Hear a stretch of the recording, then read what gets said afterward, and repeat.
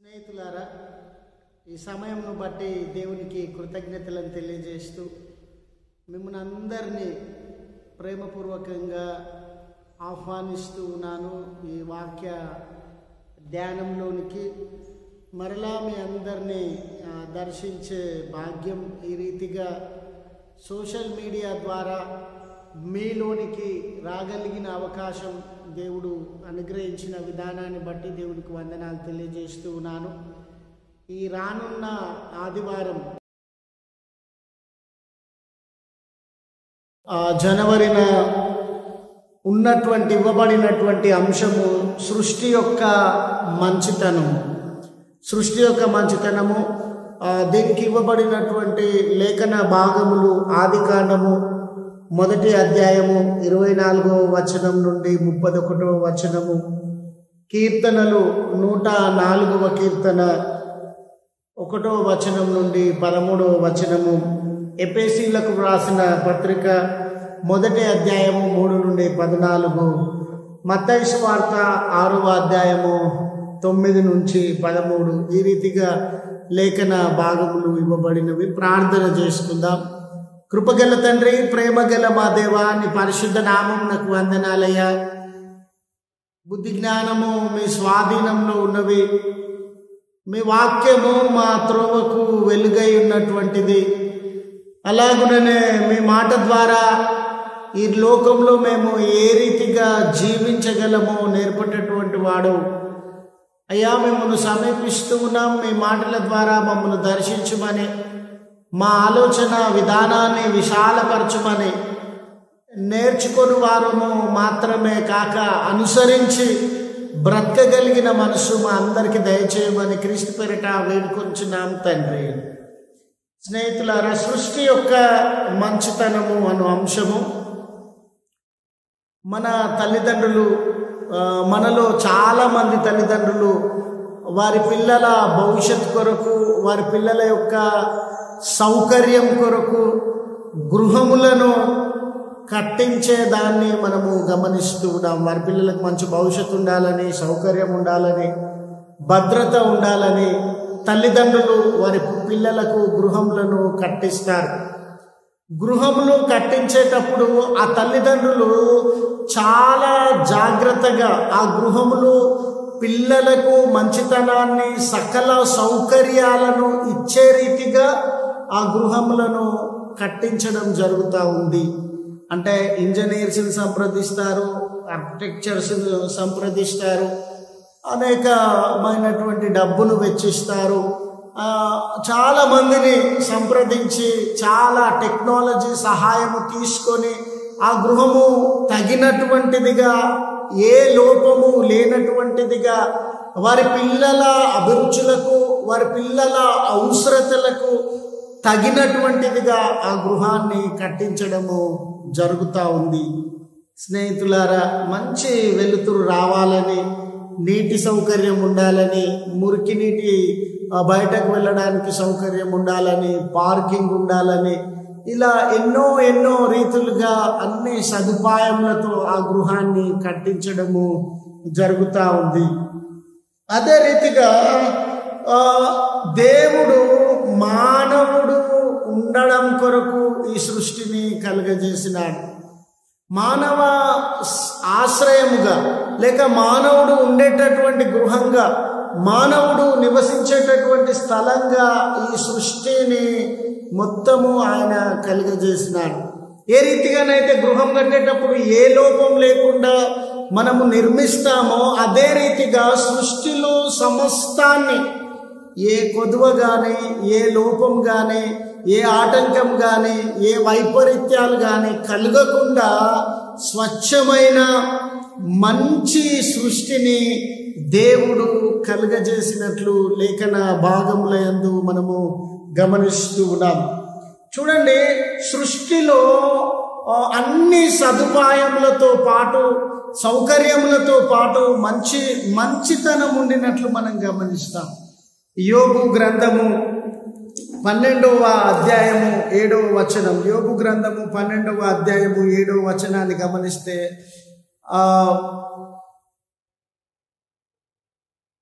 అయినను మృగములను విచారించుము, అవి నీకు బోధించును. ఆకాశ పక్షులను విచారించుము, అవి నీకు తెలియజేయును. భూమిని గూర్చి ధ్యానించిన ఎడల అది నీకు బోధించును. సముద్రంలోని చేపలను నీకు దానిని వివరించును. సృష్టిని ఒక బోధకుడి లాగా మనం గమనిస్తూ ఉన్నప్పుడు, సృష్టి ఒక బోధకుడుగా మనము గ్రహించేటటువంటి వ్యక్తులముగా సృష్టి ముందు నిలవబడితే అనేక మంచితనము గూర్చి సృష్టి మనకు తెలియజేస్తూ ఉన్నట్లు మనం గమనిస్తాం. సృష్టిలో చాలా విలువైనటువంటి సమాచారం దేవుణ్ణి గూర్చినటువంటిది, నైతికతను గూర్చినటువంటిది, విలువలను గూర్చినటువంటిది, క్రమశిక్షణను గూర్చినటువంటిది, నిస్వార్థాన్ని గూర్చినటువంటిది, పరస్పర సహకారము, సహాయము, ఈ రీతిగా ఎన్నో అంశములతో కూడి సృష్టి చాలా స్వచ్ఛమైనదిగా, మంచిదిగా, బోధకుడిగా, అంటే దేవుని గుణగణాలను బోధించే సృష్టిగా, దేవుని యొక్క ఉనికిని బోధించేటటువంటి సృష్టిగా ఉండినది అని ఈ ఉదయకాలము మీకు మనవి చేస్తూ ఉన్నాను. సృష్టిలో మంచితనము, దీంట్లో మొదటి భాగాన్ని మనం గమనించినట్లయితే సృష్టి చాలా విలువైనది. సృష్టిలో చాలా విలువ, అంటే ఒక ప్రత్యేకమైన విలువ. మనం కలిగి ఉన్న ఏ సంపద, మనం కలిగి ఉన్న ఏ జ్ఞానము, మనం కలిగి ఉన్న ఏ ప్రత్యేకత కూడా సృష్టి ముందు చాలా తక్కువ స్థాయికి చెందినటువంటివి. సృష్టి ఒక ప్రత్యేకమైనటువంటి విలువ కలిగినది. ఆదికాండము 1వ అధ్యాయంలో దేవుడు సృష్టిని జరిగించినటువంటి క్రమాన్ని అక్కడ మనము గమనిస్తూ ఉన్నాం. 1వ రోజు, 2వ రోజు, 3, ఈ రీతిగా 6 రోజులు ఆయన సృష్టిని చేస్తూ గమనిస్తూ ఉండగా ప్రతిరోజు కూడా ఆయన పలుకుతున్న మాట ఏంటంటే అది మంచిదైనట్టు ఆయన గమనించినాడు. సృష్టిలో మంచితనం ఉండినట్లు ఆయన గమనించినాడు. ఎందుకు సృష్టిలో మంచితనం ఉంది అని ఆయన గమనించినాడంటే అది ప్రత్యేకమైన విలువతో కూడినది, ప్రత్యేకమైన క్రమముతో కూడినది, ప్రత్యేకమైన ఉద్దేశంతో కూడినది. అది ఉనికిలోనికి రావడం వలన మానవాళంతటికి మేలు జరుగుతుంది గనుక ప్రతి దినము జరిగించినటువంటి సృష్టిలో దేవుడు మంచితనం ఉండినట్లు గమనించే దేవుడుగా ఉండినాడు.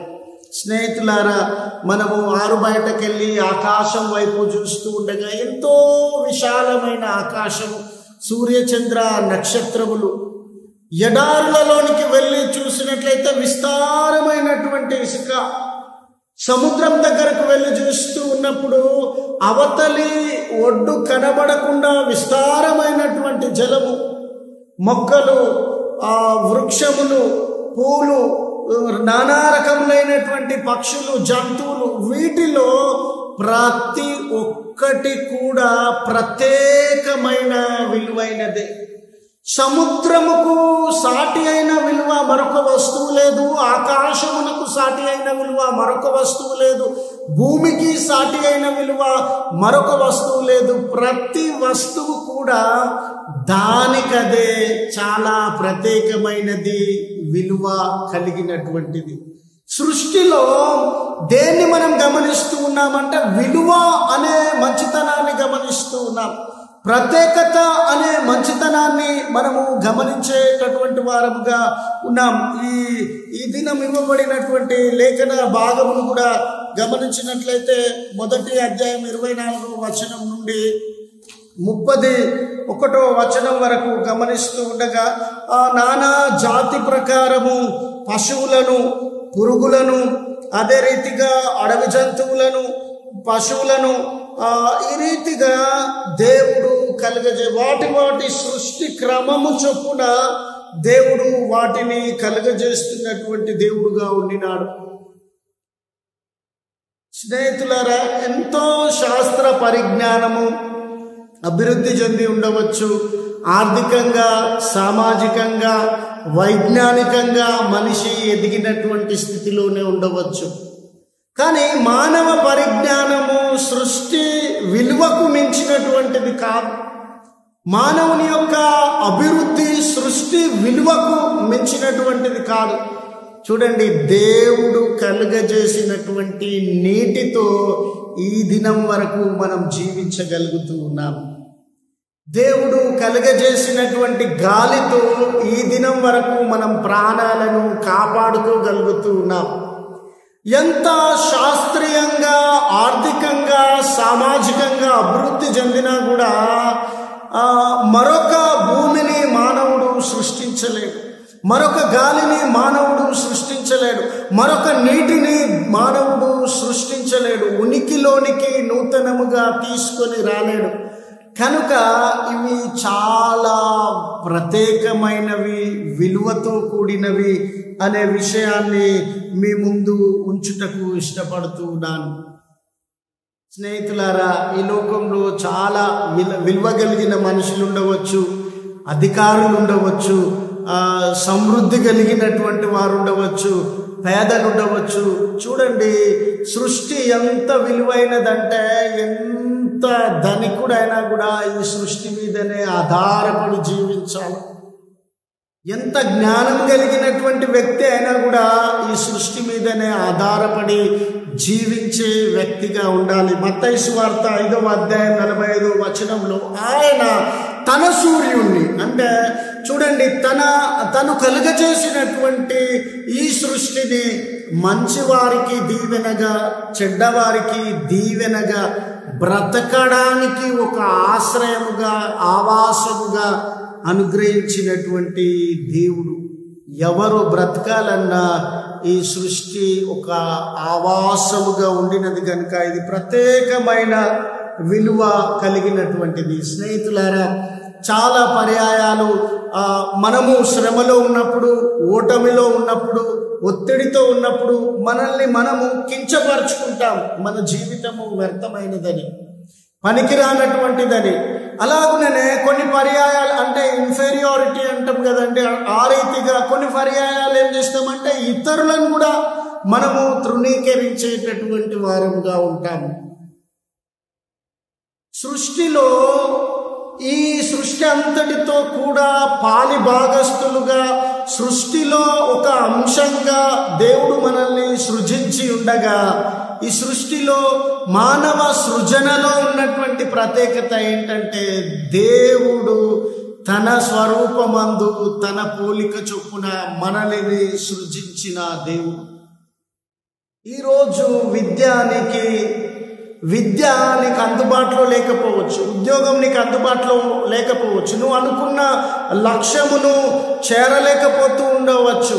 కానీ ఇంకా నీవు విలువైనటువంటి వాడవే. ఏ రీతిగా అంటే దేవుని స్వారూప్యంలో, దేవుని పోలికలో నీవు నిర్మింపబడినావు. కనుక ఏ రోజు నిన్ను నీవు కించపరచుకొనకుండా, డిస్కరేజ్ చేసుకోనకుండా, దేవుని స్వరూపంలో ఉన్నాను అనే ప్రోత్సాహంతో, నెమ్మదితో ముందుకు సాగాలని మనవి చేస్తూ ఉన్నాను. అంత మాత్రమే కాదు స్నేహితులారా, ఇతరులను మనం చూస్తూ ఉన్నప్పుడు ప్రతి వారు కూడా దేవుని స్వరూపంలో ఉండినారు అనే గౌరవ భావం, వీరు దేవుని వారు అనే గౌరవ భావం మనము మానవులంగా ఇతరుల ఎడల కలిగి ఉండాలని నేను దేవుని పోలికలో ఉన్నాను, నా ఎదుటి వ్యక్తి దేవుని పోలికలో ఉన్నాడు అనే ఆలోచన మనము ఎరిగినటువంటి వారంగా ఉండాలి. స్నేహితులారా, గ్రీకు పురాణాలలో ఇవ్వబడినటువంటి ఆలోచన ఏంటంటే దేవతలందరూ కూడి విందు చేసుకునేటటువంటి సమయంలో దేవతలకు బానిసలుగా, పనివారుగా మనుషులు ఉండాలని దేవుడు మనుషులను తయారు చేసినటువంటి ఆలోచనను గ్రీకు పురాణాలలో మనం గమనిస్తాం. కానీ లేఖన భాగం బైబిల్ గ్రంథంలో దేవుడు నిన్ను ఒక స్వతంత్రుడిగా, దేవుని ఒక బానిసగా కాదండి, దేవుని పోలికలో మనల్ని జన్మింపజేసినాడనే విషయాన్ని మనం జ్ఞాపకం చేసుకోవాలి. అంత మాత్రమే కాదు, బయోడైవర్సిటీ అంటాం కదండి, సృష్టిలో ఉన్నటువంటి జంతువులు ఇవన్నీ కూడా బయోడైవర్సిటీ, భిన్నత్వం అనేది చాలా దీవెనకరమైనది. భిన్నత్వం అనేది చాలా అందముతో మహిమతో కూడినటువంటిది. ఆకాశ పక్షులు, జంతువులని, వృక్షములని, మొక్కలని, మనుషులని, నీళ్ళలో ఉన్నటువంటి ప్రాణులని, ఈ వైవిధ్యము చాలా ప్రత్యేకమైనది, విలువైనది. ఆకాశంలో ఎగురు పక్షులు వేరు, వాటి జీవన విధానం. నీళ్ళలో నివసించు ప్రాణులు వేరు, వాటి జీవన విధానం.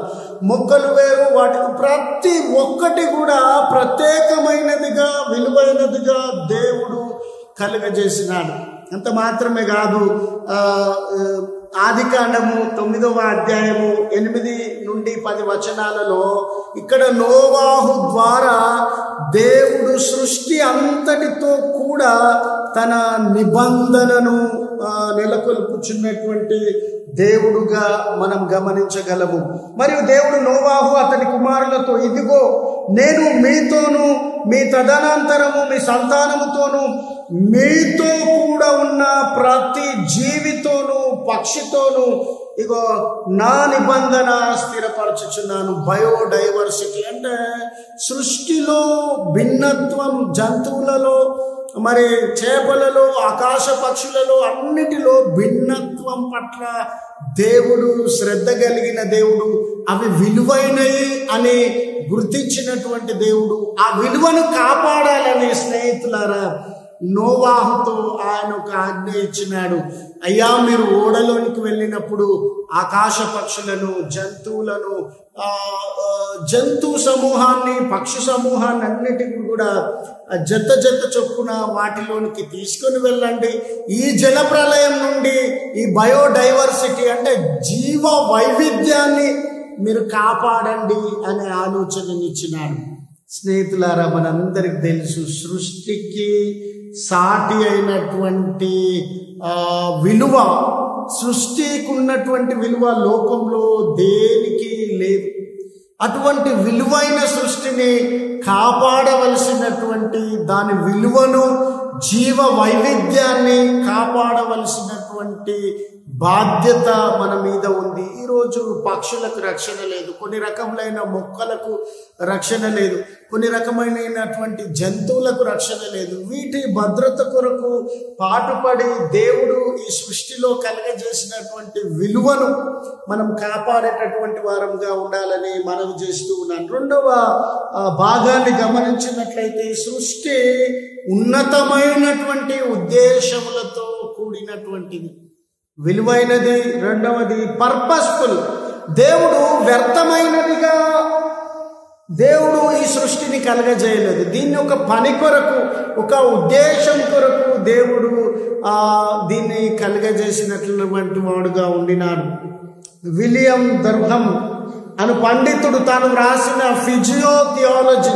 ఫిజియోథియాలజీ అనే పుస్తకంలో తాను ప్రస్తావించినటువంటి మాట ఏంటనంటే, ఈ సృష్టి యొక్క డిజైనర్ ఎవరైతే ఉన్నారో ఆయన చాలా జ్ఞానం కలిగినటువంటి వాడు, చాలా శక్తి సామర్థ్యము కలిగినటువంటి వాడు. ఆయన శక్తి, ఆయన సామర్థ్యము, ఆయన యొక్క జ్ఞానము ఈ సృష్టిలో మనకు కనబడుతూ ఉన్నది అని ఆయన తెలియజేసినాడు. యోహాను సువార్త 1వ అధ్యాయం 3వ వచనంలో, ఆయన లేకుండా కలిగి ఉన్నదేది ఉనికిలోనికి రాలేదు. ఉనికిలోనికి రావడానికి, ప్రతిదీ ఉనికిలోనికి రావడానికి ఆయన కారణమైనటువంటి దేవుడు.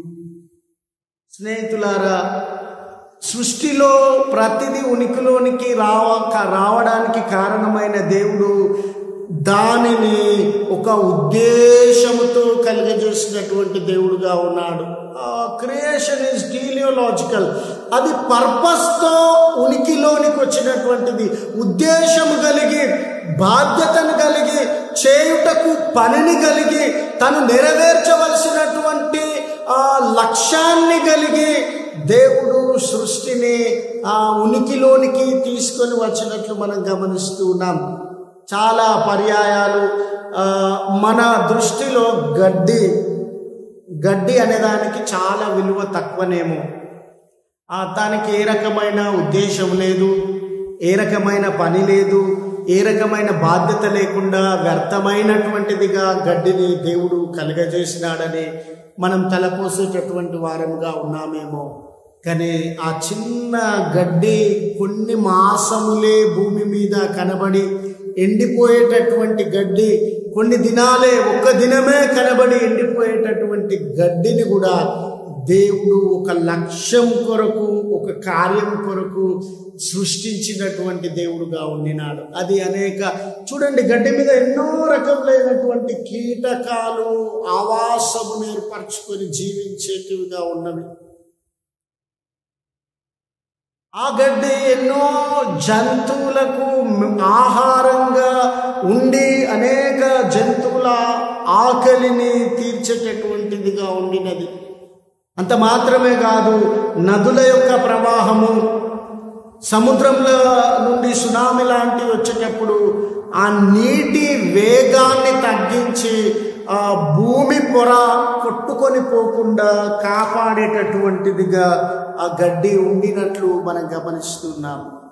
ఈరోజు నా జన్మ వ్యర్థమనే వ్యక్తులు ఉండినారు, లేక ఇతరుల జన్మ, వారు జన్మించి వ్యర్థము, భూమి మీద ఏ ప్రయోజనము లేనటువంటి వారుగా జీవిస్తూ ఉన్నారు. మరికొంతమంది అయితే సోమరులుగా ఉండి ఉద్యోగ బాధ్యతను సరిగ్గా నిర్వర్తించలేక, కుటుంబ బాధ్యతను సరిగ్గా నిర్వర్తించలేక గాలికి తిరుగుతూ, గాలికి జీవించి, గాలికి ఎదిగి ఉన్నటువంటి వారముగా ఉన్నాం. కానీ గడ్డినే వ్యర్థంగా దేవుడు సృష్టించలేదు. బాధ్యత కలిగిన గడ్డిగా ఉండాలని ఆయన సృష్టించినప్పుడు, స్నేహితులారా, మనల్ని ఎటువంటి బాధ్యత కొరకు ఆయన సృష్టించినాడో మనము గుర్తెరిగేటటువంటి వారంగా ఉండాలని నేను మీకు మనవి చేస్తూ ఉన్నాను. ఒక రాజకుమారుడు ఆయన వివాహ కార్యం, అమ్మాయిని చూడాలని, తన వివాహ వయసులో అమ్మాయిని చూడాలని పక్క గ్రామానికి వెళ్తూ ఉన్నాడు. వెళ్తూ ఉన్న సందర్భంలో తాను అనుకోకుండా ఆ తేనె తుట్ట పైన రాయి విసరడం జరిగింది. ఆ తేనె టీగలు అక్కడ ఉండినవి, తేనె ఆ తుట్టలో ఉండింది. దాని మీద రాయి విసిరినాడు. రాయి విసరగానే ఆ తేనెటీగలన్నీ వచ్చి ఆ రాజుగారి ముఖం పైన, చేతుల పైన, శరీరం అంతా కుట్టడం వలన రాజుగారి ముఖము అందవికారంగా మారిపోయినది. ఏ అమ్మాయినైతే తాను పెళ్లి చేసుకోవాలనుకున్నాడో ఈయన అందవికారంగా ఉన్నాడని ఆ అమ్మాయి ఆయనను పెళ్లి చేసుకోలేదు. ఆ రాజుగారు తన పెళ్ళి జరగలేదు, ఆ అమ్మాయి ఒప్పుకోలేదు, తనకిష్టమైన అమ్మాయి అని ఆ తేనెటీగలన్నిటినీ చంపివేయాలని వేటగాళ్ళని పంపినాడు. నా రాజ్యంలో ఎక్కడ కూడా తేనెటీగలు ఉండకూడదని. కానీ స్నేహితులారా, ఆ వేటగాళ్ళు వెళ్ళి ఆ తేనెటీగలనన్నిటినీ చంపివేసిన తర్వాత ఆ దేశంలో పంటలు పండలేదు. అందరు ఆలోచించినారు, ఎందుకు మన దేశంలో పంటలు పండలేదని. చూడండి, పంటలలో ప్రత్యుత్పత్తి జరగాలంటే, రిప్రొడక్షన్ జరగాలనంటే తేనెటీగలు చాలా అవసరమైనవి. అది ఒక పువ్వు నుండి ఇంకొక పువ్వుకి వాలడం వలన పంటలలో ఈ పురుష స్త్రీకి సంబంధించిన అవయవములు కలుసుకొని ప్రత్యుత్పత్తి జరుగుతున్నట్లు. అంటే ఒక కీటకాన్ని దేవుడు వ్యర్థమైనదిగా, అంటే పర్పస్ఫుల్, ఒక ఉద్దేశంతో జన్మింపజేసినటువంటి దేవుడుగా ఉన్నాడు. సువార్తల పాఠ్య భాగము మత్తయి సువార్తలో మనము గమనించినట్లయితే, మత్తయి సువార్త 6వ అధ్యాయం 9 నుంచి 13, మత్తయి సువార్త 6:9. ఇక్కడ పరలోకపు ప్రార్థన, మనం ఏదైతే ప్రభువు నేర్పిన ప్రార్థన అని ప్రతి ఆరాధనలో జ్ఞాపకం చేసుకుంటామో ఆ భాగంలో దేవుడు ఈ సృష్టి అంతటి పైన కన్సర్న్ కలిగిన దేవుడు అని, సృష్టి అంతటి మీద దేవునికి శ్రద్ధ ఉంది. పరలోకంలో నీ చిత్తం ఏ రీతిగా నెరవేరుతా ఉందో భూమి మీద కూడా నీ చిత్తం అదే రీతిగా నెరవేరాల. ఆయన చిత్తాన్ని అనుసరించినటువంటి భూమిగా, ఆయన చిత్తాన్ని అనుసరించినటువంటి సృష్టిగా, ఆయన చిత్తము నెరవేర్చినటువంటి సృష్టిగా ఈ సృష్టి ఉండాలని ఆ భాగంలో రాయబడి ఉన్నది. కనుక స్నేహితులారా, ఆయన చిత్తం ఏంటనంటే, ఇగో ప్రతి వస్తువు ఈ సృష్టిలో ఒక ఉద్దేశమును కలిగి ఉన్నది. ఈ సృష్టి సంరక్షణలో ఆయన పాలు పొందుతూ, ఈ సృష్టి అంతటికి ఆహారం ఇచ్చే దేవుడుగా, ఈ సృష్టి అంతటిని కాపాడే దేవుడుగా, ఈ సృష్టి అంతటిని వాటి వాటి ఉద్దేశములతో నడిపించే దేవుడుగా ఉన్నాడని జ్ఞాపకం చేయబడుతూ ఉన్నారు. ఇర్మియా గ్రంథం 32:19 నందు ఈ సృష్టికి ఉద్దేశములను ఇచ్చినటువంటి దేవుడు మానవాళికి కూడా ఉద్దేశములు ఇచ్చినట్లు మనము గమనిస్తూ ఉన్నాం. మన జీవితానికి కూడా ఉద్దేశములు 32:19 గమనించినట్లయితే,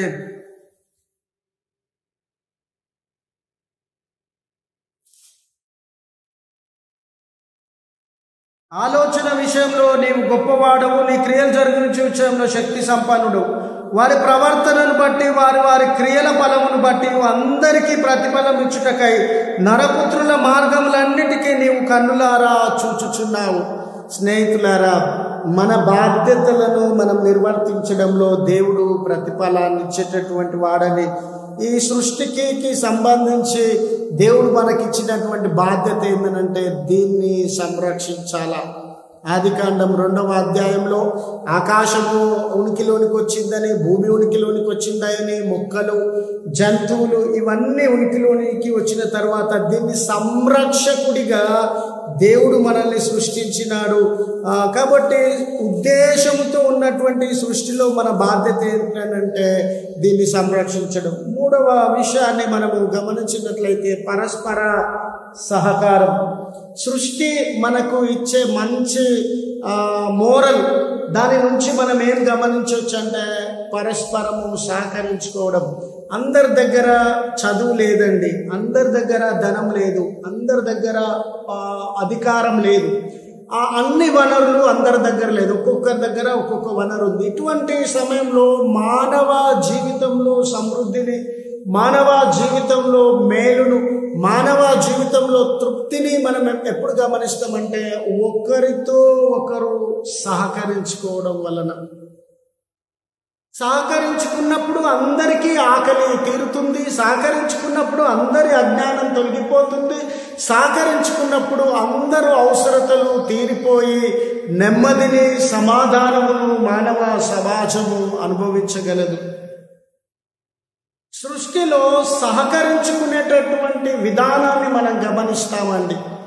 ఆకాశానికి నీరు కావాలనుకోండి, ఆకాశంలో మేఘములు ఉండినవి, మేఘంలో నీరు ఉండినది. ఆ నీరు ఎక్కడి నుండి వెళ్తుందనంటే భూమి నుండి వెళ్తా ఉంది.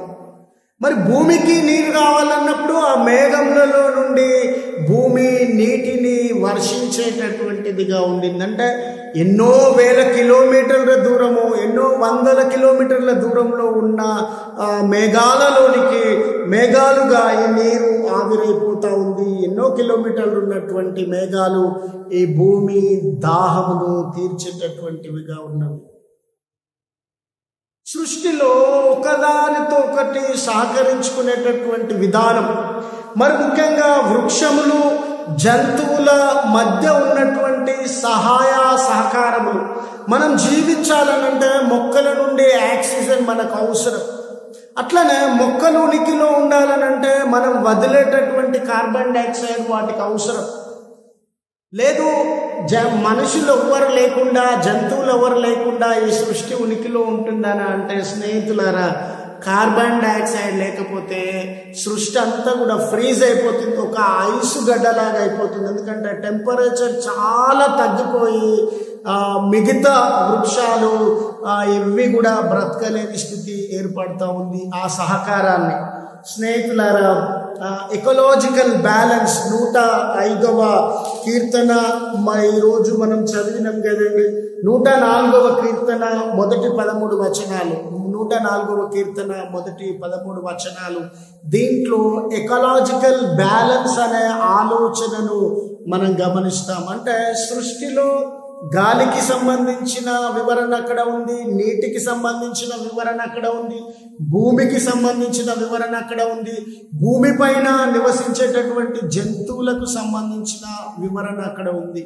ఎకలాజికల్ బ్యాలెన్స్ అంటే జంతువులు ఎన్ని ఉండాలో అన్ని ఉండాలి, నీరు ఎంత ఉండాలో అంత ఉండాలి, గాలి ఎంత ఉండాలో అంత ఉండాలి, ఈ వాతావరణంలో ఉష్ణోగ్రత కానీ చలిదనం కానీ ఎండ కానీ ఎంత తగిన పాలలో ఉండాలండి. దాన్ని మనం ఎకలాజికల్ బ్యాలెన్స్ అంటాం. కానీ మానవ తప్పిదాల వల్ల విచ్చలవిడిగా మనం అడవులను నరకడం వలన, విచ్చలవిడిగా ఇంధనములను పెట్రోల్ డీజిల్ లాంటివి వాడడం వలన ఎకలాజికల్ బ్యాలెన్స్, ప్లాస్టిక్ వాడడం వలన ఎకలాజికల్ బ్యాలెన్స్ దెబ్బతిని సృష్టిలో ఉన్నటువంటి సహకారము అనే మంచితనాన్ని మనము నాశనం చేసేటటువంటి వారంగా ఉన్నాం. ఈ ఉదయం స్నేహితులారా, దేవుడు ఈ సృష్టికి సంరక్షకులుగా దేవుని పోలికలో మనల్ని సృష్టించినటువంటి దేవుడు. సృష్టిని మనం గమనిస్తూ ఉండగా చాలా విలువైన విషయాలను, మంచితనాన్ని సృష్టి వ్యక్తపరుస్తూ ఉంది. సృష్టి చాలా విలువైనది. దాని విలువ ముందు లోకంలో ఏ సంపద పనికిరాదండి. వస్తువుల వరకు వచ్చినా కూడా బంగారమైన, వజ్రములైన, యురేనియం లాంటి మైన్స్ ఇవన్నీ కూడా సృష్టిలో లభ్యమయ్యేటటువంటివి. సృష్టిలో ఉన్న ఇంకొక మంచితనం ఏంటంటే స్నేహితులారా, పర్పస్. ప్రతి వస్తువు అది చిన్నదైనా పెద్దదైనా బాధ్యతను నెరవేర్చేదిగా ఉంది. సృష్టి ఒకదానితో ఒకటి సహకరించుకొని ముందుకు సాగేదిగా ఉంది.